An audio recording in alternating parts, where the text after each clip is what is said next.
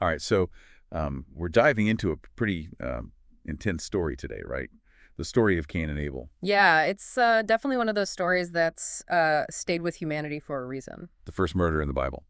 Exactly, and even though it's ancient, it's got these themes that just, resonate even today. Jealousy, resentment, consequences. I mean, it's really like a mirror to the human condition. So we've got these two brothers, right? Cain the farmer and Abel the shepherd. They both bring offerings to God. Cain brings, his crops. Abel brings the firstborn of his flock. Pretty straightforward, right? Yeah, on the surface it seems pretty simple, but then the text tells us that God favored Abel's offering, and that's where things get a little sticky. Cain gets hit with that envy. And, I mean, who hasn't felt that pang of jealousy, right? When someone else just seems to be getting all the good stuff. But it's what happens next that's really unsettling. God speaks to Cain, right? Yeah, and this is key. God doesn't just ignore Cain's, emotional state. He actually acknowledges his anger. And he gives him a warning, talking about sin being like this predator crouching at the door.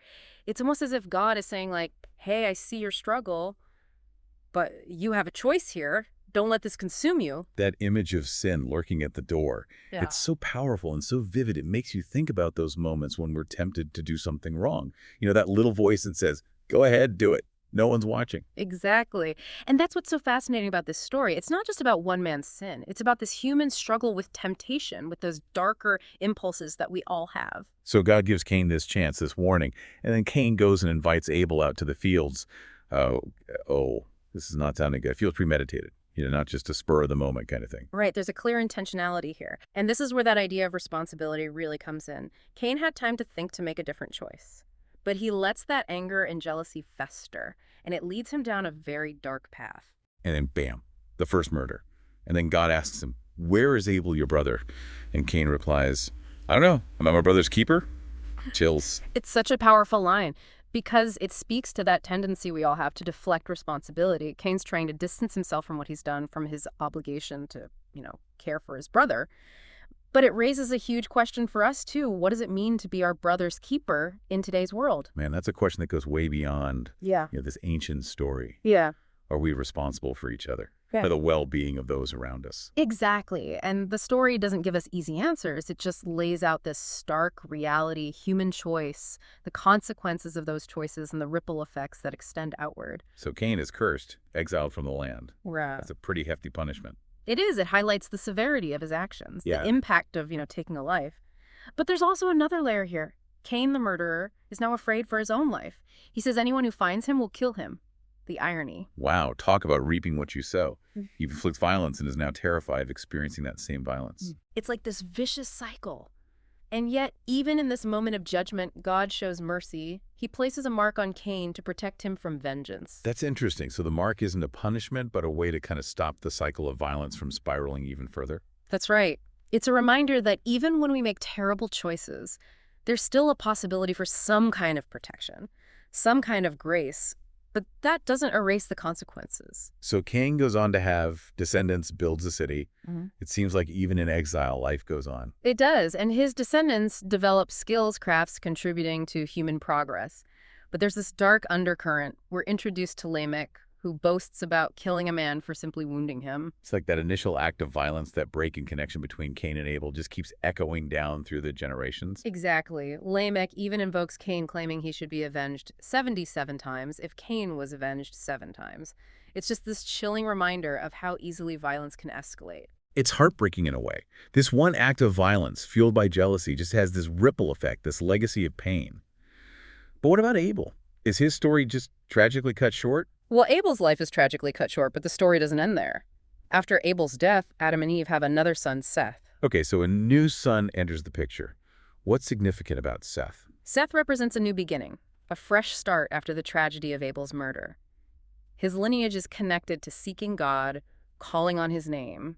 It's a stark contrast to the line of Cain. So we have these two lineages representing very different paths, almost like a fork in the road for humanity.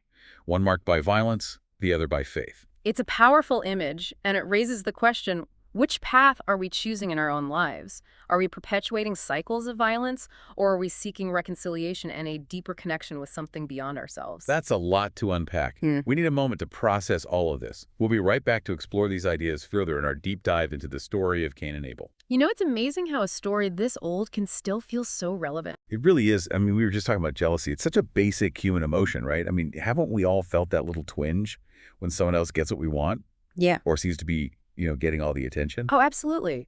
Think about social media. It's like a breeding ground for envy, right?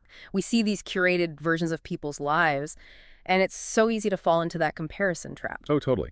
And what's interesting is the story of Cain and Abel doesn't condemn him just for feeling jealous.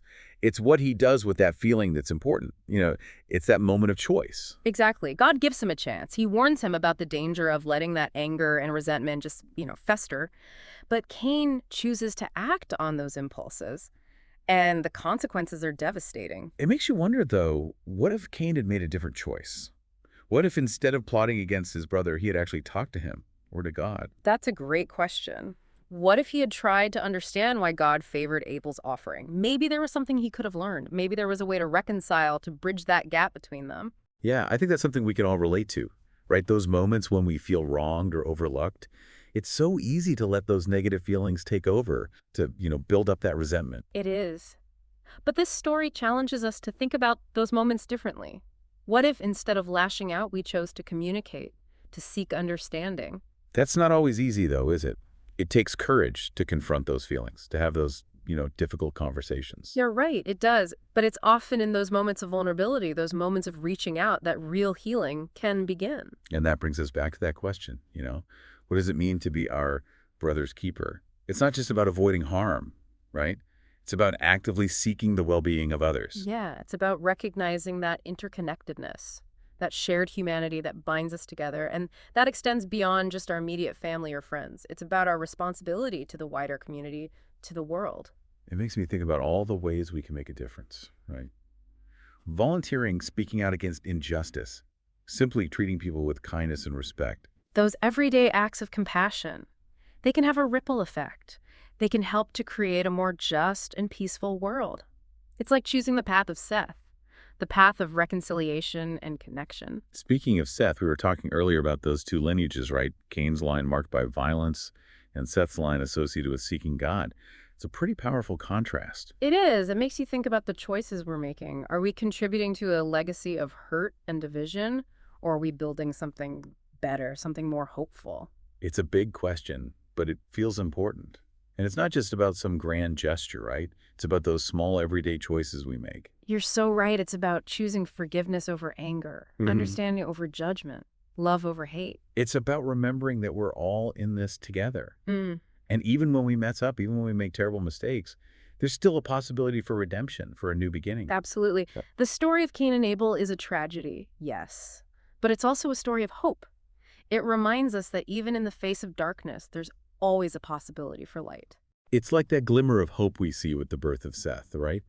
A new generation, a chance to break free from those cycles of violence. Exactly. And that's a message we need now more than ever. In a world that often feels divided and chaotic, we need to remember that we have the power to choose a different path, to choose hope over despair, love over hate. And that brings us back to Lamech and his chilling boast about revenge. It's a reminder that those cycles of violence can be so hard to break. It's true, but it's not impossible. The story of Cain and Abel doesn't offer easy answers, but it does offer a challenge to confront our own capacity for both good and evil, and to choose wisely. It's a challenge to be better, to do better, to recognize that our choices have consequences, not just for ourselves, but for the world around us. And it's a challenge to embrace that responsibility, that call to be our brother's keeper in the truest sense of the word. This has been a really thought-provoking conversation. I'm feeling a lot to ponder about my own choices and how they impact the world around me. Me too. It's a story that stays with you. It keeps you questioning and searching for deeper meaning. We'll be back in a moment to wrap up this deep dive into the story of Cain and Abel with some final thoughts. So welcome back to the deep dive. We've been exploring this incredibly powerful story, the story of Cain and Abel. And I have to say, it's really gotten me thinking. Yeah, it's one of those stories that just kind of gets under your skin, you know? It forces you to confront some pretty uncomfortable truths about human nature. For sure. We've talked about envy responsibility, the consequences of our actions and, that glimmer of hope with the birth of Seth. But I keep coming back to that question that Cain asks, am I my brother's keeper? It's such a loaded question even today. It is. It really is. And I think it's a question that every generation has to grapple with, Mm. in its own way, especially in a world that often feels increasingly individualistic. It's so easy to just dismiss that sense of responsibility for others, to just focus on our own little bubble and tune out the rest of the world. But this story, even though it's thousands of years old, it's telling us something different, Hmm. right? It's saying that we can't just turn away from the needs of others. Exactly. Whether we like it or not, we are interconnected. Our actions, our choices, they have this ripple effect that extends so far beyond ourselves. What we do or don't do it impacts the lives of others for better or for worse.